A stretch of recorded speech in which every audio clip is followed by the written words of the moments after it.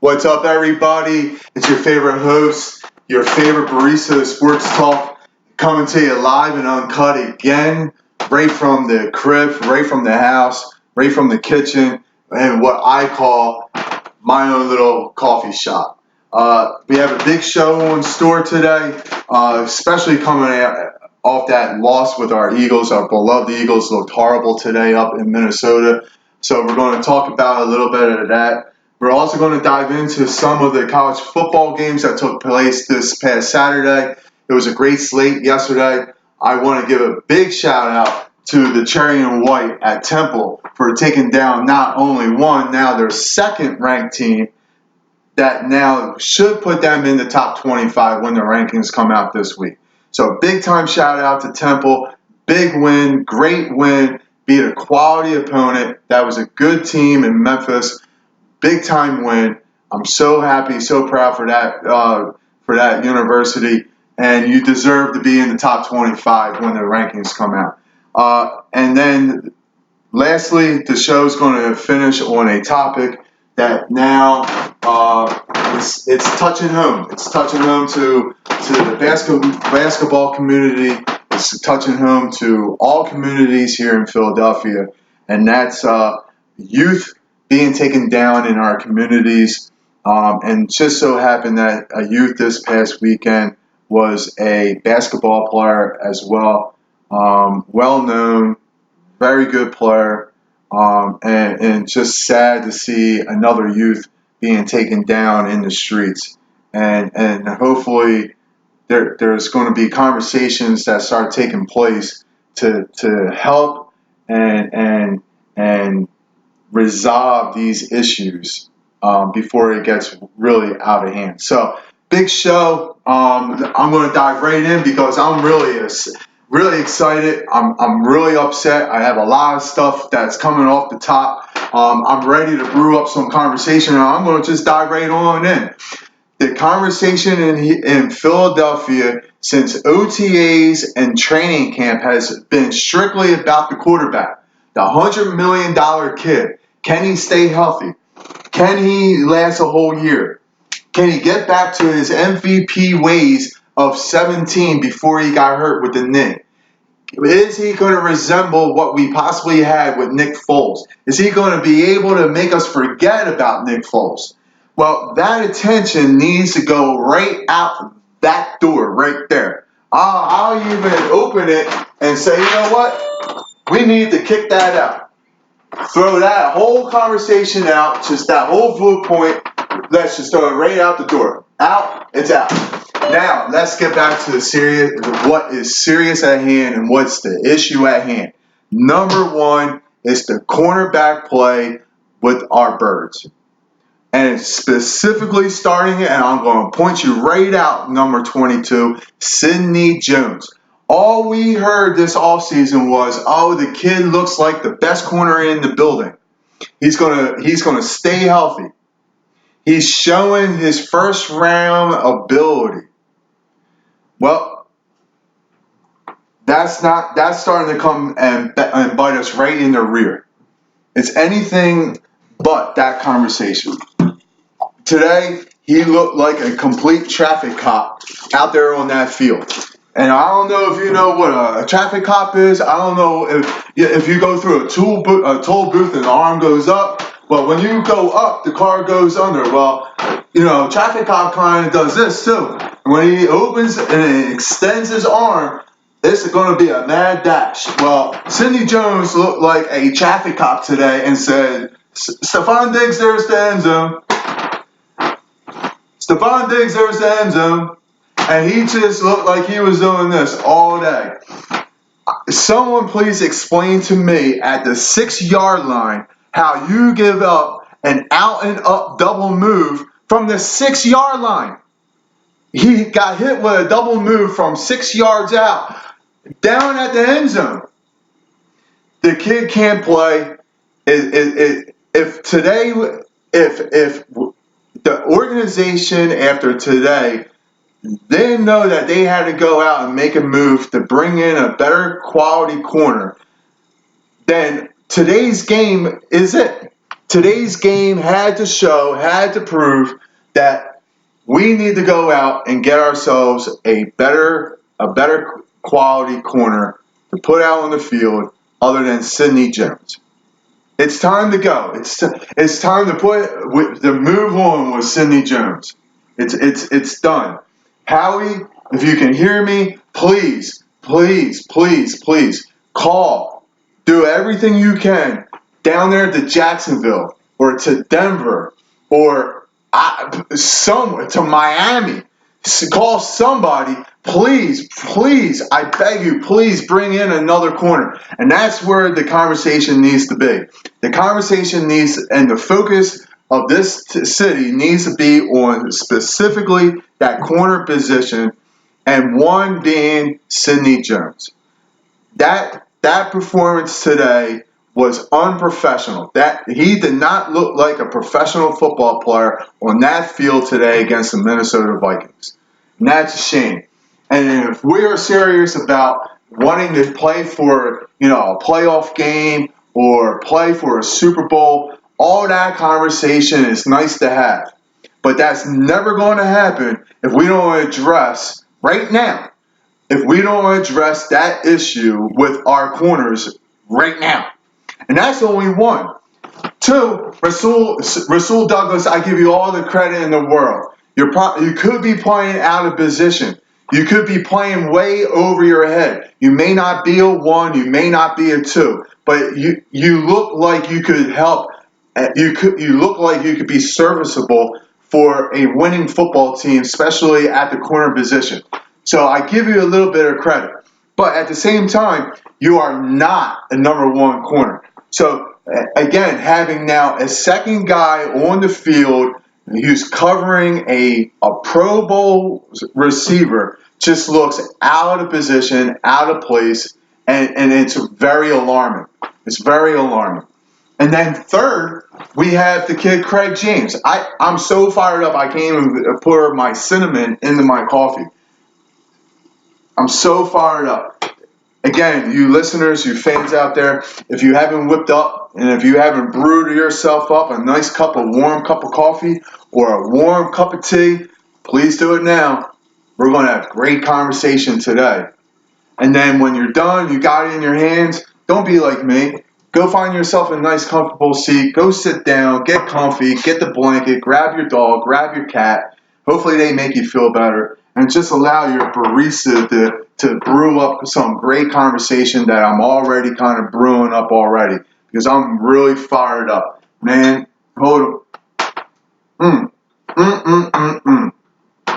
I can't get over that double move at the 6-yard line and out and up. So for people out there listening, an out and up, a double move happens away from the end zone. You specifically see it around between the 20s, and you use it for a big play. If you want to take advantage of a guy that is susceptible to a double move, and you're looking to hit a big play. Here, the Minnesota Vikings use the double move and out and up. So it's an out and up. And it's a double move on the corner. The corner at this time was Sidney Jones.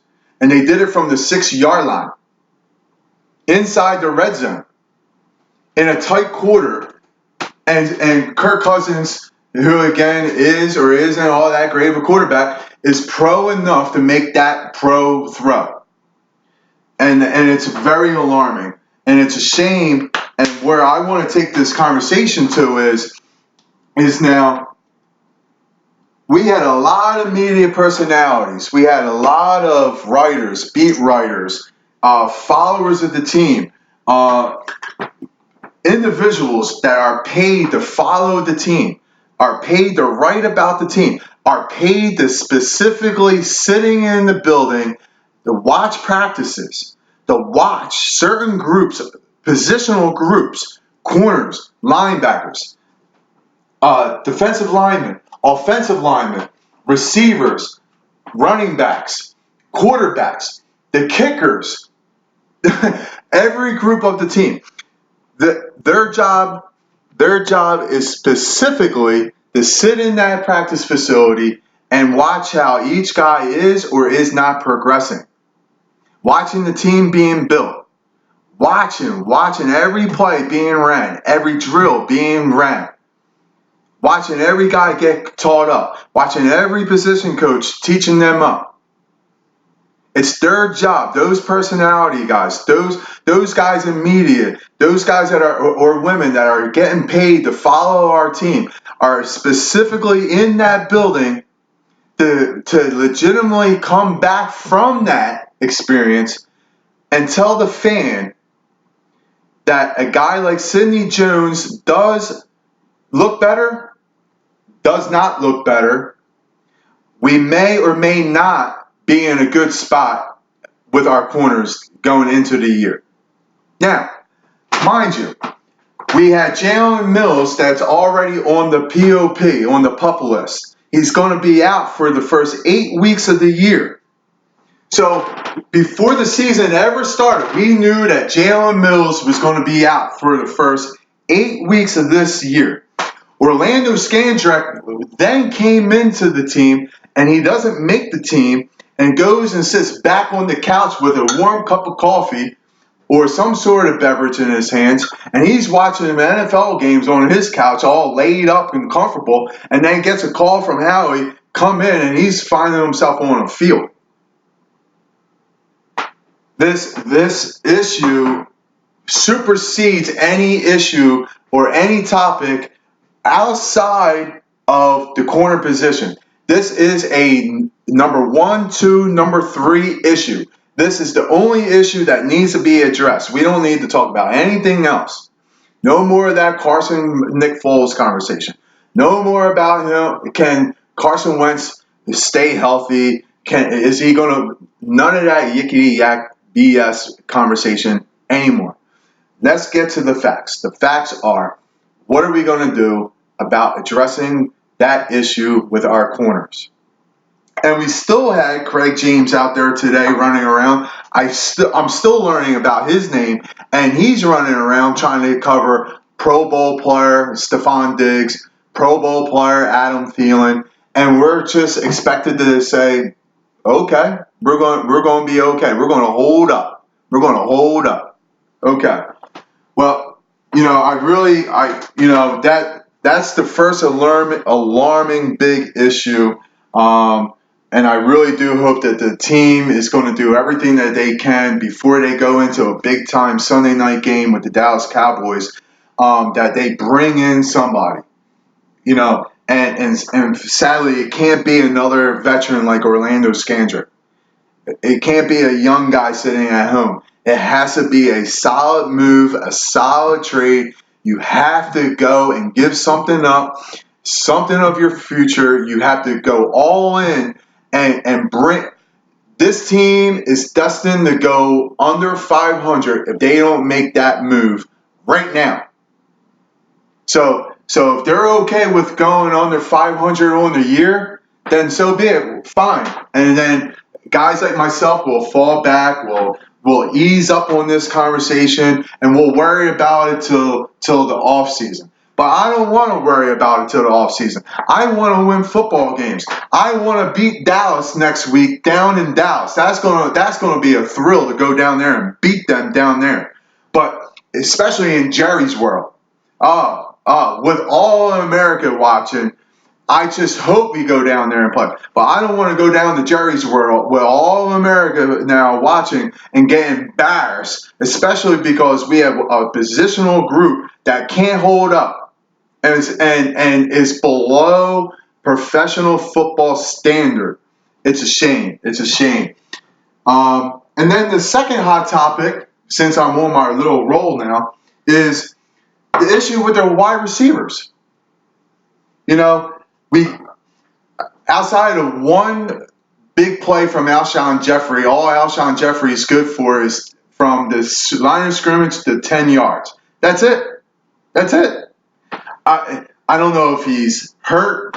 I don't know if he has a lingering injury. I don't know if the injuries are catching up to him. I don't know if his age is catching up to him. I just know this. I know this. When I look at Alshon Jeffrey doesn't look like Alshon Jeffrey before. He's not giving us big plays. He gave us one big play today.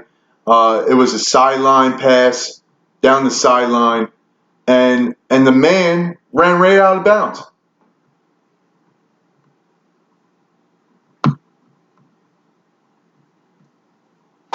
The man ran right out of bounds. There wasn't a guy near him. The only guy near him was the guy that went for the football and missed it. The ball went right over his hand. Alshon still caught the ball. He's on the sideline. He catches it, takes a step, another step, and runs right out of bounds. I know it was snowing in Minnesota. I know it was cold. I know the snow hit.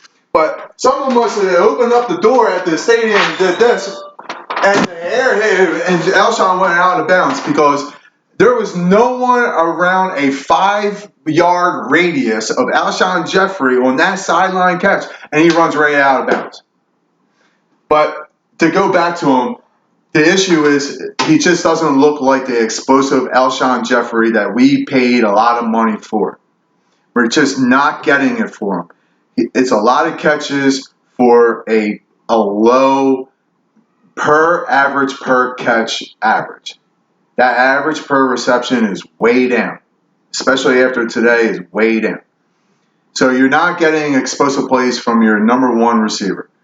Your fastest receiver still is dealing with an ab problem. He turned down surgery. It'll be a miracle if he gets on the field. He flew in his own trainers and doctors from California. I don't feel all that great about seeing Deshaun Jackson on the field the rest of the year, and if he is, I don't think he'll be 100%. So we may not get what we thought we were going to get going into the year with D Jackson, especially not get what we got week one. So if you take that away, now it leaves the second alarming issue, and that's Mr. 13, Nelson Aguilar. My man, you're making $9 million. You look to the left of you, you have Alshon that can't make an explosive play. For whatever reason, I'll make those excuses because it's Alshon Jeffrey. Okay? You look to the right, there is no one on the right because D-Jax is back in Philly getting worked on because he has an abdominal tear. Okay? So you're left with being the number one pick, making $9 million. You've been here for a long time now. It's on you, brother, to make a play. It's on you, bro, to go and help us out. And I find you to be in the 20-yard shoebox that I blame the offense to be playing in. And you fit right into that. Every route you run is from line of scrimmage to 20 yards. You ran one route, that was beyond 20 yards. And you were just like all over the place looking for that deep pass. The ball was over your left shoulder and you're looking over your right, over your left. You didn't know where that thing was. You were lost. I don't know where you were looking at. Maybe I can blame the doors. Maybe the same person opened that door up and the ball moved. I don't know. But something looks amiss with you. It really does. We went through issues with you dropping passes, and the fans here in Philadelphia were coming down hard on you, and we could have ran you out of Philly, but we didn't, and we believed in you, and we supported you, and we watched you grow, and you had a nice little 17 year, but now ever since you're falling back into what you used to be, making me now believe that this might be the type of player that you are. And if this is the case, that's not very good. And now, with the first two players that I mentioned dealing with their issues, and you not being very good, I don't know. Someone tell me, but I don't know where Carson Wentz is supposed to throw the ball. And more specifically, and I told you fans, I told you listeners, your barista is going to dive right on in. I'm going to dive in. I'm going to make it hard on conversations. I want to have the hard conversations. What it makes me believe is we're in trouble. If we can't play outside of that shoebox of 20 yards, meaning for you listeners out there, if we expect our quarterback to step back and throw every time within a 20-yard box, man, we are in a lot of trouble. We're in a lot of trouble. And then that leaves two young kids, Mac Hollins and Alfega Whiteside, our rookie from Stanford. I'll just start with Mac Hollins. Dude, you might be a coach one day. You helped Carson Wentz make a check at the line, and you even looked over to the sideline, and you saw how the defense was playing. You checked with Carson. You hand gesture. Then you aided in making a check at the line. I give you that. And then you look at the sideline, and it was all good. You did it. I give you mad props for that. Okay? So you may be a coach when you're done playing, and it could be sooner than later. But you are of no help with this offense. No help. One pass to you, all that. One. And that pass hit your hands. And there's a saying, if the ball hits your hands, if that football hits your hands, it's supposed to be caught. And that's another football that hit your hands. And yo, Matt, that's now twice now. That ball hit your hands. You're supposed to catch it. You're in the big leagues now. You're a pro.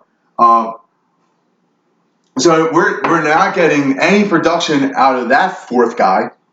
And then it leaves our second round pick of Stanford, Mr. Whiteside, and throws up a goose egg on the targets, plays. He might have played at the end, so I'll check that. So I'll take that one away. But I'll keep it a goose egg because when the game mattered, you weren't nowhere near that field. And that looks horribly wrong on the organization to have a second round pick with Deshaun Jackson not there in the building, and your second round pick cannot help you in a game where you need a guy to make a play. And he's 6'4", 6'5". You would think that he could help. Nowhere to be found. Those two issues right there are going to be the driving force behind the Eagles missing the playoffs or making the playoffs. So here in the NFL, you have till week 8 for the trade deadline. And everyone in the city, everyone in media has been pumping Jalen Ramsey, I'm sorry. And I'm one of the people that is pushing for Jalen Ramsey. But when you take a timeout and you give yourself a 30 and you gather yourself and you take a breath and you analyze and you think about things, yes, Jalen Ramsey would be a big addition to the team. Yes, he would come in and help this team dramatically right off the plane. But I cannot get over the fact how alarming our offense looks and how bad it looks that we can't make a play beyond 20 yards. The only time we can make a play beyond 20 yards is relying on our running back, Miles Sanders, to make a play. And I guess you could say right now that he's our deep threat. And if I tell you that our running back is our deep threat, that should alarm a lot of people out there saying, man, wait a second, that's your running back. Yes, you're correct. That's our running back. That's not our wide receiver. He's the only one that can make a big play in the passing game. He's the only guy that can play outside of the 20-yard shoebox. So for anyone out there that wants to talk about Carson and the way he's playing and nitpick his yardage and his throws and yards per game and yards per completion and blah blah blah blah blah. I ask anyone out there, give me a quarterback that can go out there and have to run his offense between from the from the from the 0 to the 20 and play in this small little shoebox. You tell me if you can name the guy. Give me Aaron Rodgers. Give me Deshaun Watson. Give me Tom Brady. You just can't expect your quarterback to play and make every throw and run your whole offense through this little 20-yard box. So every throw that this dude is making, this great young quarterback is making, and Carson Wentz, who, by the way, I give you mad props. You were a bad boy today. You made some big-time throws. You made some big-time plays, and it's a shame that you walk out of that building with a loss. But mad props out to you. But it doesn't matter the quarterback. To expect your quarterback to make every throw in that 20-yard shoebox, you're expecting way too much now. You're expecting way too much. And so now I'm here to just lower expectations possibly. Let's bring the conversations to another reality. Let's take the focus away so much from Carson and let's look at these two big glaring issues. One, the corners, and one being the receivers. And I'm here to tell you, I don't know what one is worse. If I was Howie Roseman and I had to go and make a trade, I have to go and make a move. My team is flying home 3-3 on the year. We're going to go back on the road for our second trip out of the next 3 games. Our next 5 games, including today's 6, these 6 games are the hardest 6 games on our schedule. We're already 0-1. We're 3-3. And I know that I have to make a move. I don't know what one I would make more. Do I make the move for the corner? Or do I make the move for the receiver? It's a great conversation. And that's why I said brew up a nice cup of coffee, brew up something nice and warm, because this is going to be a long conversation now. I'm going to brew up some conversation here and make you have to sit down, kick your feet up, and actually think about it now, and then respond with what you would do. Because we heard all year so far from our media that our corners were great. Every time I opened up my door, I heard another person yelling, "Yo, Sidney Jones looks great." He looks great. Yeah, he looked great on that double move. He looked great on that hitch. He was afraid to come up and make the tackle. He's the same guy that got benched for I think his name is Greg James. I think. I could be wrong. But you got benched for that guy? We have some serious issues. But then at the same time, I can't get over Nelson Aguilar. And again, $9 million. If there has to be a trade out there to be made, I would think that Howie Roseman has the ability to use $9 million in a contract that other teams know that it's going to come off their books next year. Why you wouldn't go ahead and take a gamble on that, get rid of a guy that doesn't want to be in your building no more, and completely just wash your hands of the whole situation. And again, between the corner and the wide receiver, That's a great conversation. That's a great decision. And we're going to find out what Howie Roseman is really made of now, because now there's a saying in athletics that there's game pressure. There was game pressure on that field today. It was a 7-point game, and now the coaches, the players all had game pressure now. It was 24-3 at one point, but once it became a 7-point game pressure came in. But at the same time now, there's pressure now on the front office. There's now game pressure on Howie Roseman to now go and make a decision and decide what you're going to do. And he may choose to get both a corner and wide receiver. And I'm going to be one who says he needs to go out and get both. And a matter of fact, if he wants to make a phone call to me, I can go ahead and tell him exactly who to get, possibly how to get it, and then we can just roll into Dallas next week and allow everyone, all of America, to watch us take down Dallas and Jerry's World. I'm ready for that, you know. And I put it out there. I just said it. If I was given a call, I would be able to make that decision. I would be able to have that conversation with Howie and tell him who and how to make that happen. Corner, I'm going out, and if I can't, Jacksonville just lost today. Jalen Ramsey did not play again.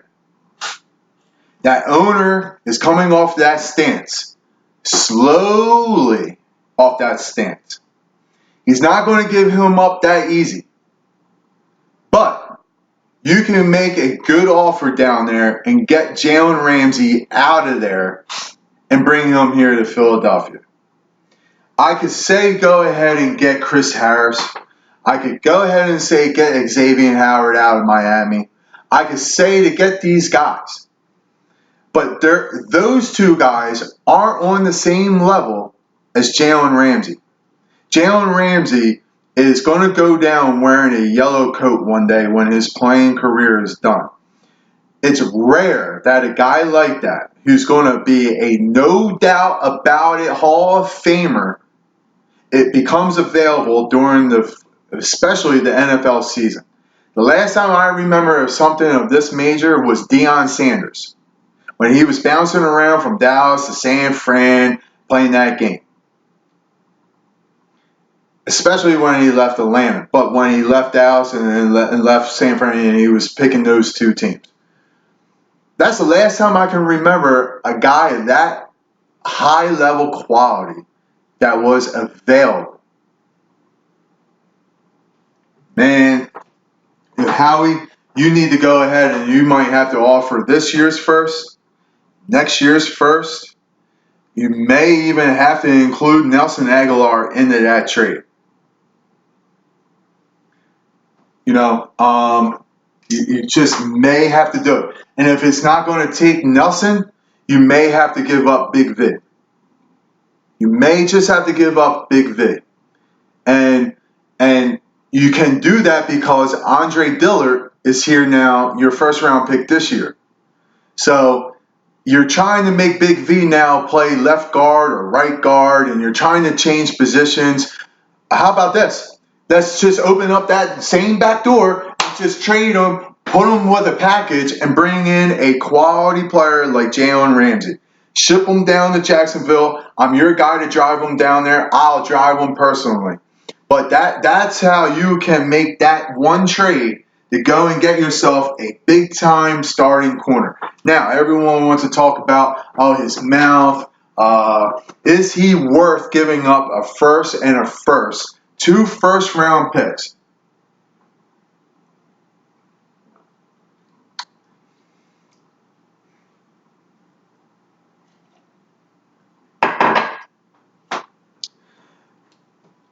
I'll just say this.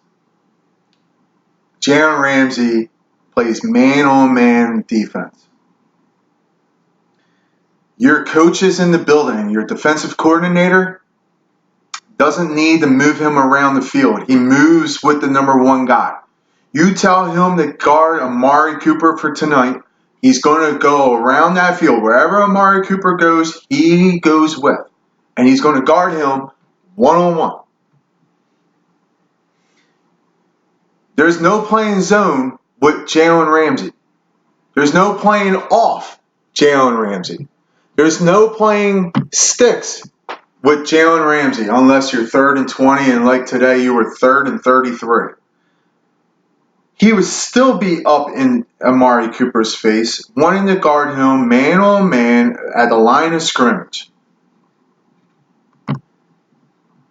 He takes away one guy, your best guy, making it easier for your rest of your defense, the rest of your secondary, making it easier on everyone else to guard the number 2, the number 3, and the tight ends. It makes everyone's job that much easier because you have a guy that is like an eraser.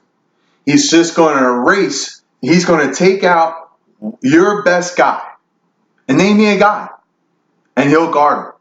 There isn't a guy in the NFL that he can't cover. And there's not many guys in the NFL that can say that you can even have this conversation and say that he can guard, he can man up any one of these receivers in the NFL that are your number 1 guys. He can. And he's under 25 years old. You give him a new contract when you make this trade. He's going to be here till he's close to 30 years old. I challenge anyone out there to give me a player the last time of this ilk that came into the Eagles organization that was this high level, that was this good. It wasn't Nnamdi Asomugha because he came from a system. He wasn't a man guy. He was a system guy. We try to plug a square peg in a round hole. Jalen Ramsey is a round peg going in a round hole. It's easy. I can't remember the last time that a guy like this would ever come into this organization.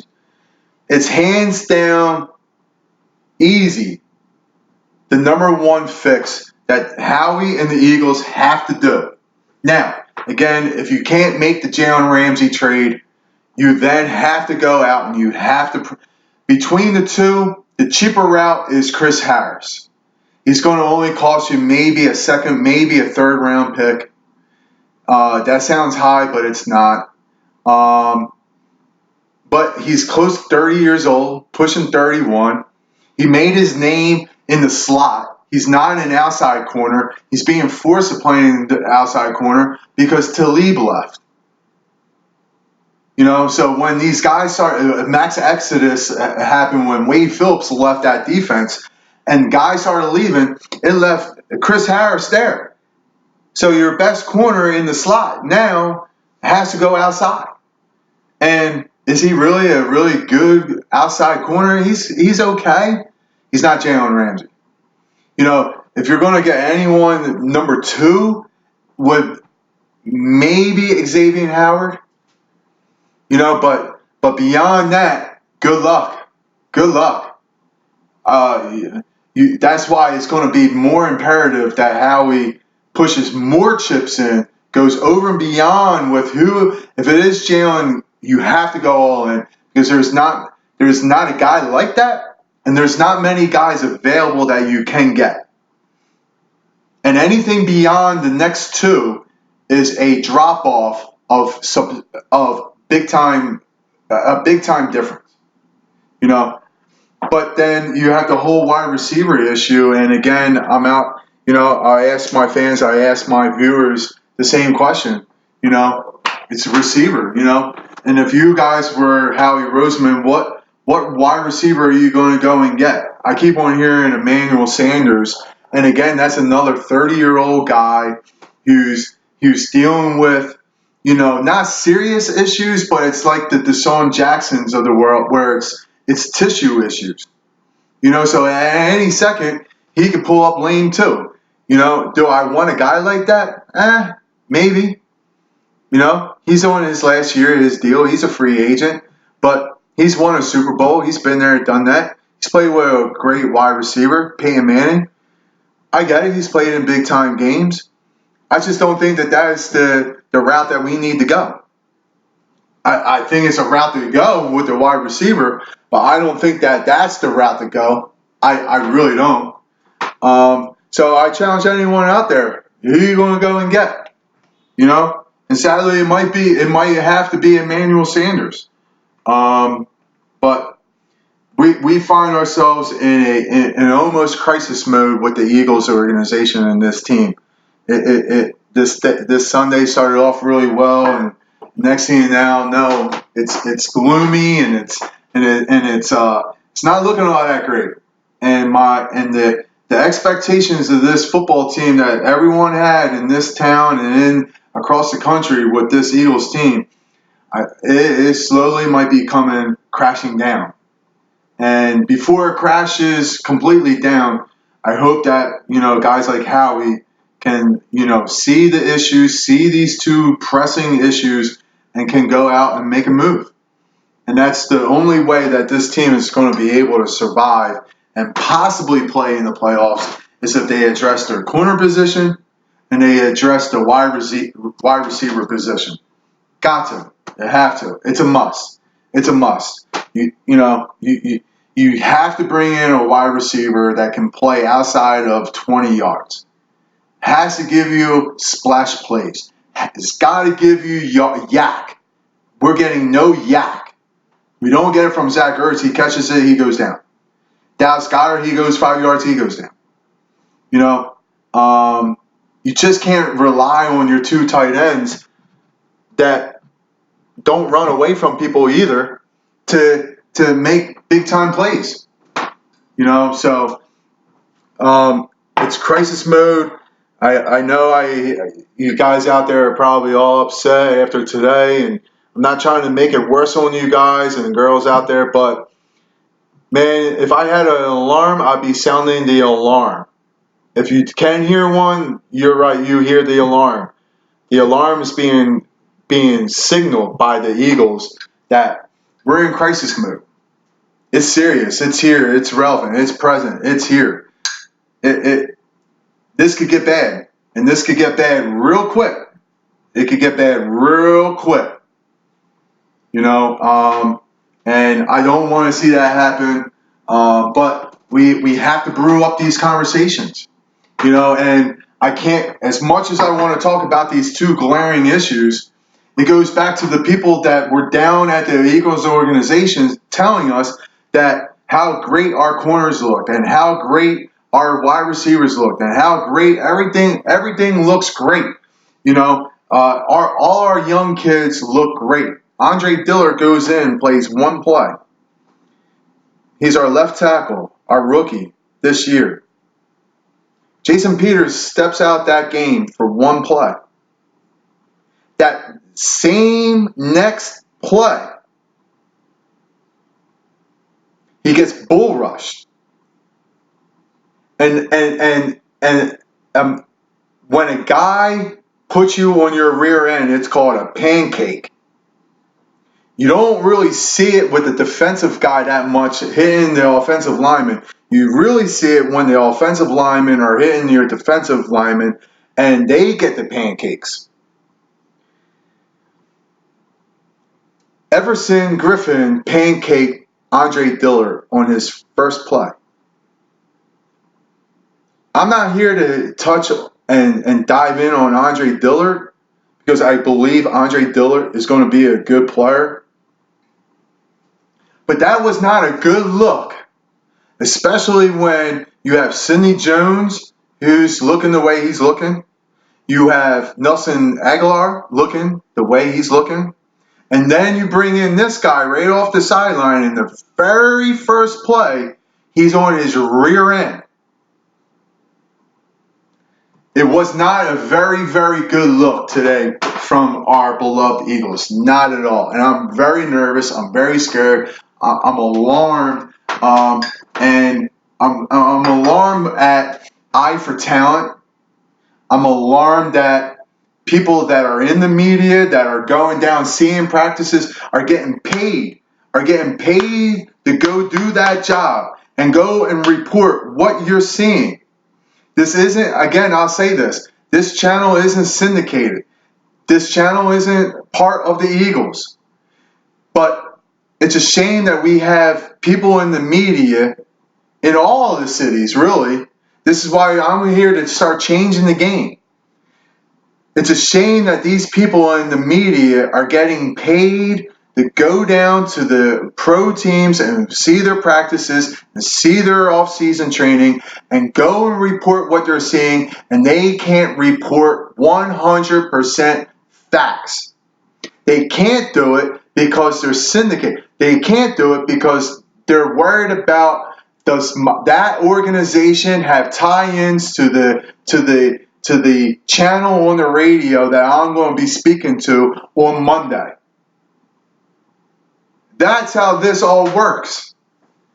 But I'm here to have a conversation with every one of you saying what we see as fans is what we really truly believe in seeing. What we see is something wrong. What we see is alarming. Today, in that game today, I don't care if it got to a 7-point game at all. To me, it was never a 7-point game at all. It's the fact that today's game was alarming. Alarming. And if things don't get fixed fast, this season is going to go down the drain real quick. And a lot of guys are going to go, coaches and players are going to go down that drain real quick. Because the expectations were placed here when the expectations could have been placed here. And it's a shame, again, that we had to rely as fans on this media to go into these practices and shamefully, unprofessionally tell us, uneducated, telling us that Sidney Jones was going to be a very good player this year.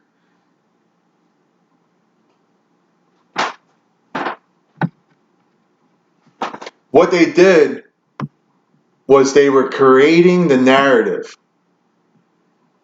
They were creating talk away from issues that they knew that were glaring issues. They don't want us to talk about the corner play. They don't want us to talk about the wide receiver play. They want us to be googly-eyed. They want us to believe. And that's not right. Howie, you're on the clock. You have 72 hours to make a trade. If you don't make a trade in 72 hours, this season is going to fast go down this drain. Fast. So you have 72 hours to go get yourself a corner. You have 72 hours to go and get yourself a wide receiver.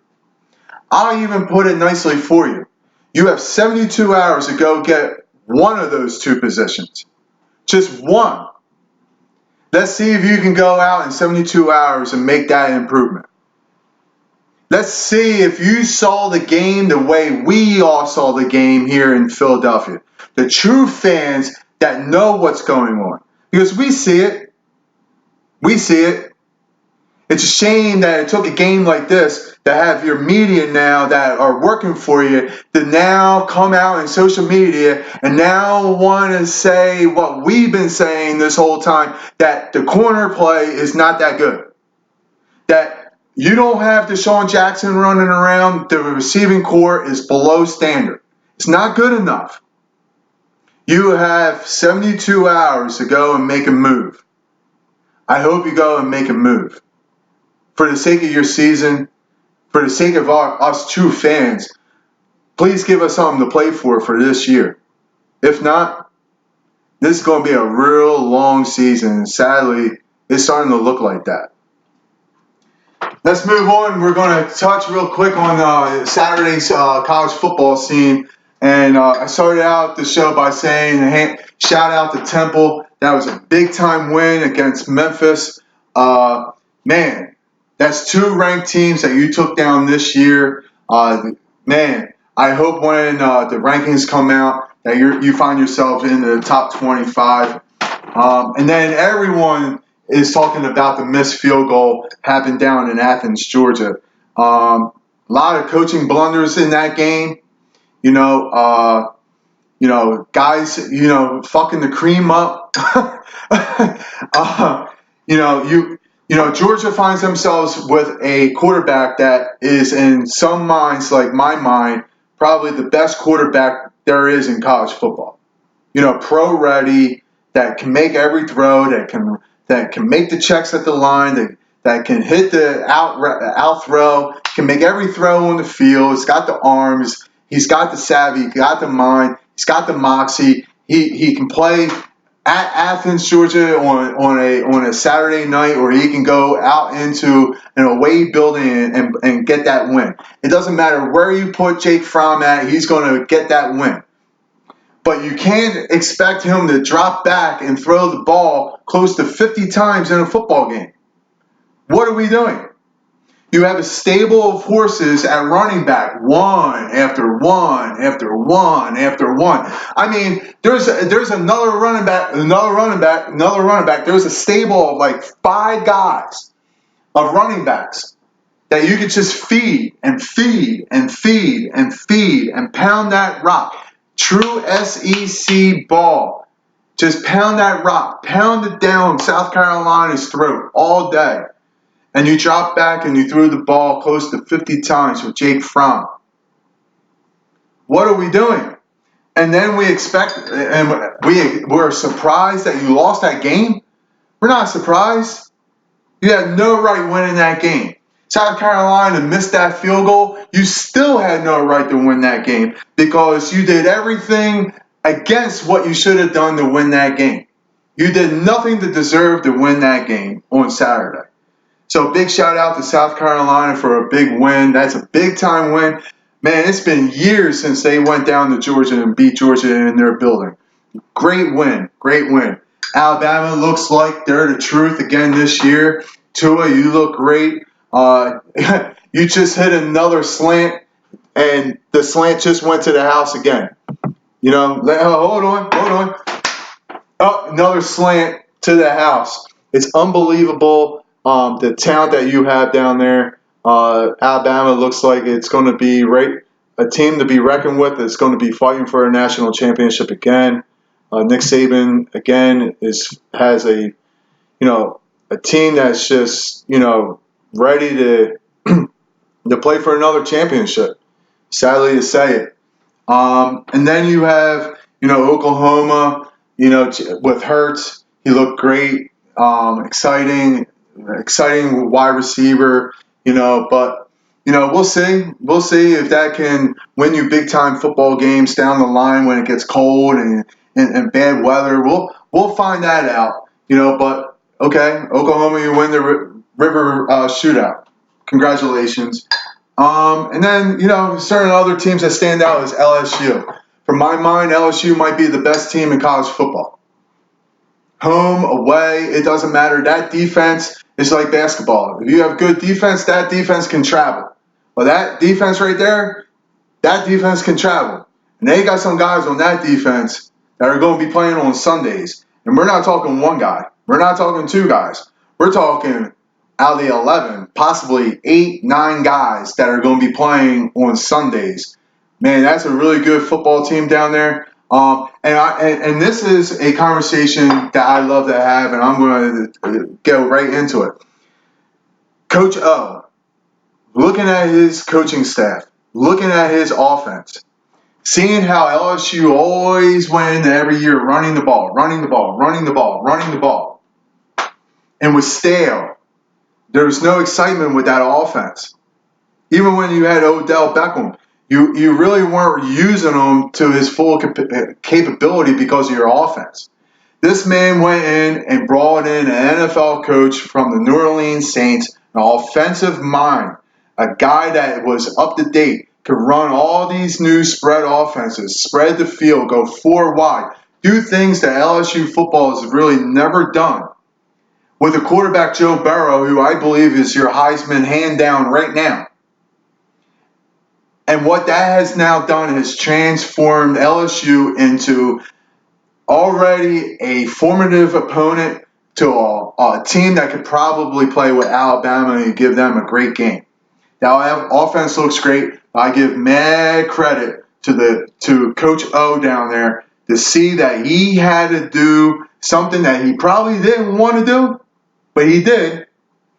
He probably got rid of a coach that he didn't want to get rid of and brought in a guy, spent a little bit of money to bring in a guy from the Saints, and now it's paying off.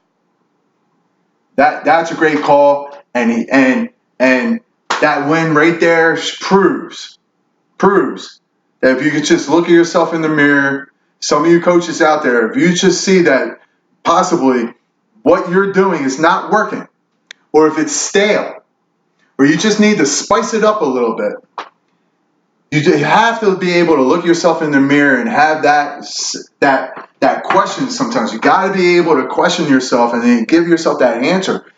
What I see is stale. Do I need to increase it? Do I have to make it better? And you can't lie to yourself.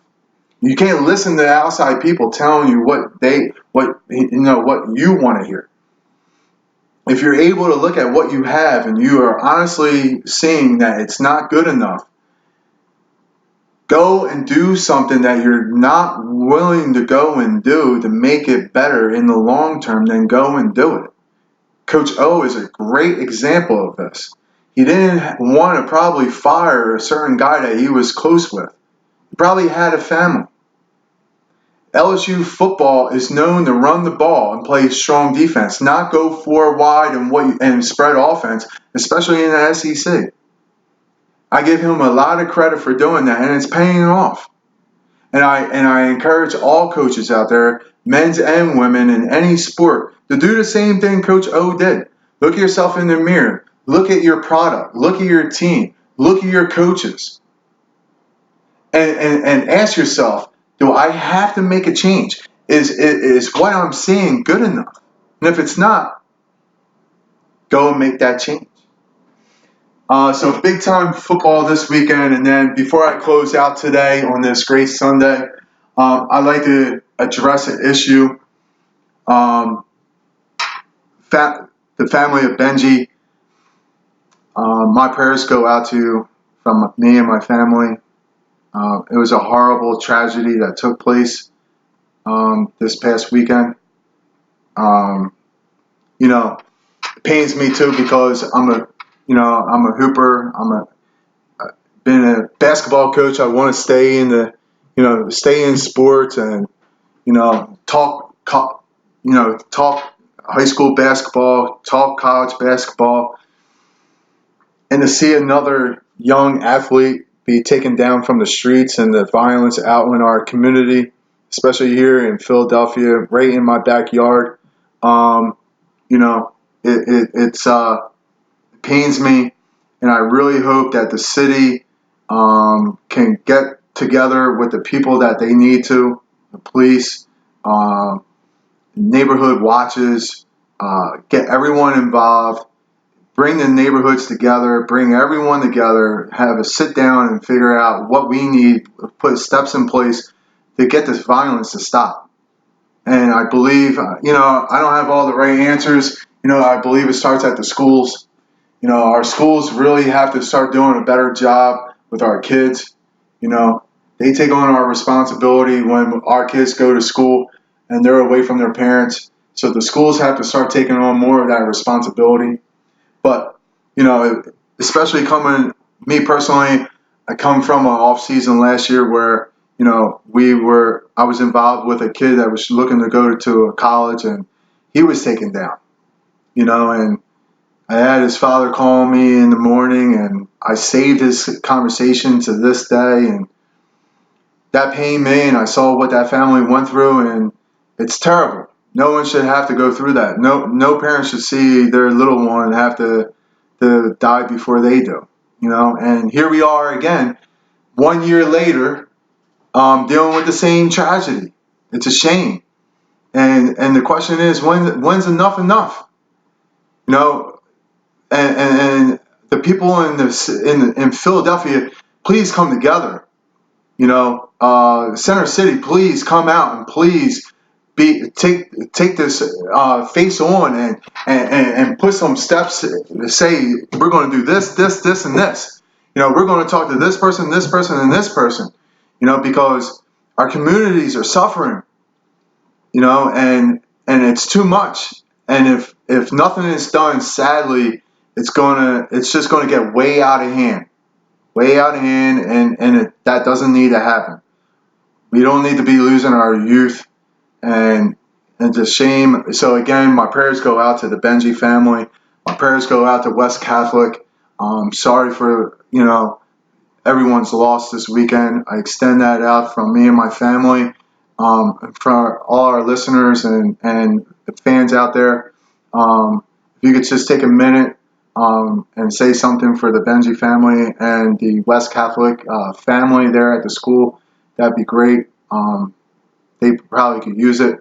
And so, again, it was a great Sunday. Howie, I gave you 72 hours to make a move.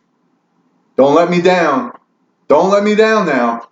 So, again, I'm your host, your favorite barista of Sports Talk, coming live and uncut and unfiltered from my house, my kitchen, my little own coffee shop, in my own little square here. Thank you for all my fans and listeners coming out on this Sunday after this terrible Eagles loss. The night will get better, don't worry. And don't worry, in 72 hours, Howie Roseman is going to make a move. He might make two. But hopefully he makes one and he uplifts us and gets us ready to go down there to Jerry's World and beat Dallas this week. So thank you everyone for coming out and listening. And I'm your favorite barista of Sports Talk coming to you live. Thank you and have a great night.